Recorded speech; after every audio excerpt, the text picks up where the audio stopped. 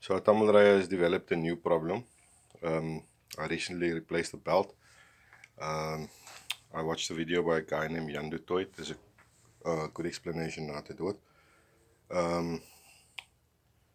When the belt needs to be replaced, you press power and you can actually hear the motor turning.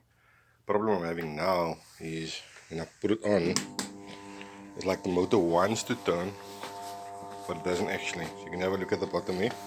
So what I do is I just give it a boost on the drum and then it will turn.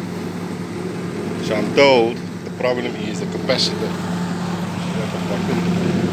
So the thing over here at the bottom of the bottom. So I got a new one now and I'm about to put it in. Picked it up at Clermont Appliance Center or something like that. I'll put it in now and we'll see how it goes. So I've just removed the old capacitor. This is what it looks like. I don't know if you can see what's written in the flash. So let's start it up and see what happens.